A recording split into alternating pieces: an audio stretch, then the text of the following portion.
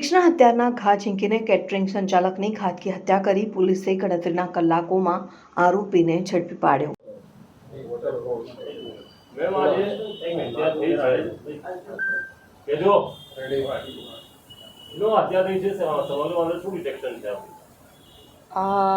સમગ્ર જે આ મર્ડરનો બનાવ છે ગઈકાલ રાતનો રાવપુરા પોલીસ સ્ટેશનમાં આ બાબતે મને જાણ થઈ હતી। મરનાર જે બાબુસિંહ લાલસિંહ ચૌહાણ એની પત્ની અત્યારે ફરિયાદ આપેલી છે અને આરોપી અમે લોકોએ સંયુક્ત ટીમો બનાવીને અરેસ્ટ કર્યો છે। આરોપી હિરેન ઠક્કર છે।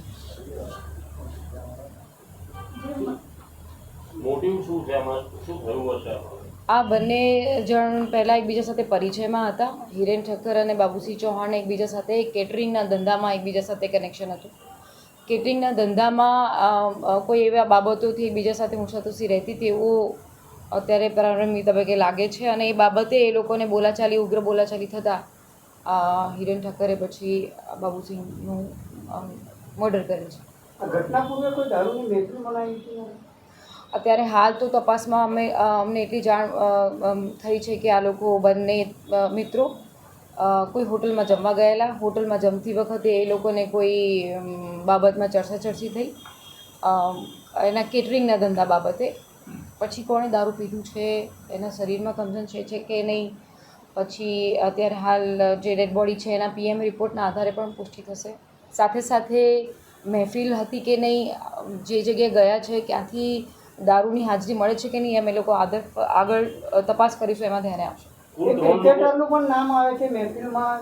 અત્યારે હાલ વાયા પૂછપરછ કરતાં કોઈ ક્રિકેટર છે એનું નામ છે, પરંતુ અમે પુષ્ટિ કરવાની બાકી છે એની હાજરી છે કે નહીં, એના વેરઅબાઉટ ક્યાં છે એની તપાસ આગળ ચાલુ છે। શું નામ છે ક્રિકેટરનું જેની તમને પ્રાથમિક માહિતી મળી? જેકોબ માર્ટિન કરીને કોઈ ક્રિકેટર છે એની હાજરીની અત્યારે હાલ અલગ અલગ માધ્યમો દ્વારા અમને એની હાજરી જણાય છે, પણ એને શું રોલ છે, એને શું કરેલું હતું, એ સાથે હતો, એને બોલાવવામાં આવેલો છે, કઈ હતો, એની તપાસ અમે કરી રહ્યા છીએ। કોઈ નાણાંની લેવડ દેવડમાં હોય અને કેટલા નાણાંની લેવડ દેવડમાં ઘટના બની?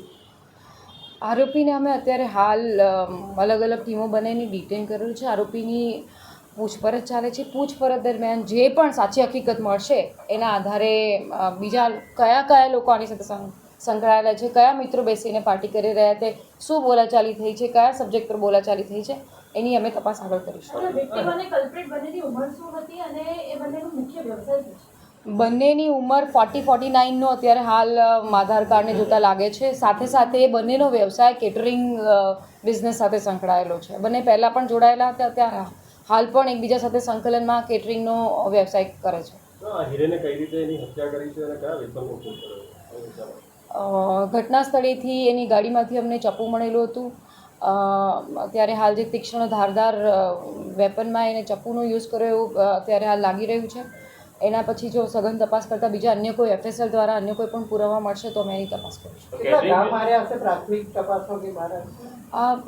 PMના આધારે મને લગભગ 3-4 ઘા જેટલા દેખાઈ રહ્યા છે, પછી તો ડિટેલ પોસ્ટમોર્ટમનો રિપોર્ટ આવે એના આધારે કહી શકાય। ના, એણે આને કેટરિંગમાં યુઝ કરતા હોય એવું ચપ્પુનો એનો ઉપયોગ કર્યો હોય એવું અત્યારે હાલ ઇન્વેસ્ટિગેશન પ્રમાણે લાગી રહ્યું છે। આરોપી ક્યાંથી પકડાય છે?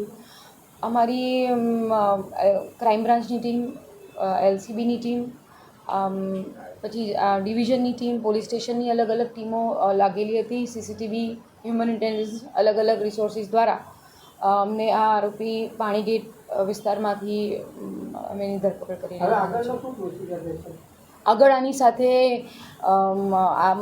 જે આરોપી છે એનું ડિટેલ ઇન્વેસ્ટિગેશન ચાલે છે। સાથે સાથે એની સાથે કોણ સંકળાયેલા હતા, બીજા કયા નાણાકીય વ્યવહારો ચાલતા હતા, અન્ય કોઈ મિત્રોની એણે મદદ લીધી છે કે નહીં, અને બીજી કોઈ વસ્તુનો ઉપયોગ કર્યો છે કે નહીં, બીજા કોઈ એની સાથે સંડોવાયા છે કે નહીં, એની અમે લોકો તપાસ કરીશું। સ્ટેશન પાસે આ લોકો જમવા ગયા અને ત્યારબાદ આજે હિરેન ઠક્કર અને જેકો માટીને છોડીને બાબુસિંહ ચૌહાણ પરત આવી ગયા હતા, એકલા મૂકીને। ત્યારબાદ તેને પરત અહીંયા બોલાવવામાં આવ્યો અને ત્યાં ઘા ઝીંક્યા બાદ ભાગવાનો પ્રયાસ કર્યો બાબુસિંહ ચૌહાણે અને ચપ્પુ કાઢ્યું એટલે બ્લડ બહાર નીકળતા હત્યાની વાત છે। કાર ચલાવીને ઘરે જઈ રહ્યો હતો તે દરમિયાન એનું વીજપોલ સાથે એક્સિડન્ટ થયું છે। આ પ્રકારની વાત હા બિલકુલ આ વાતની અમે પુષ્ટિ કરી રહ્યા છીએ કારણ કે એ બંને વચ્ચે ઉગ્ર બોલાચાલી થઈ. એ લોકો જમીને પછી ભારત ઘરે આવ્યા હતા. બાબુસિંહ ચૌહાણે હિરેન ઠક્કરને પણ ફોન કર્યો હતો. એકબીજા સાથે ફોન પર વાત હતા. પછી બાબુસિંહ ચૌહાણ એના ઘર તરફ ગયેલો એટલે ત્યાંની પણ અમે આખી ઘટના સ્થળની તપાસ કરેલી છે.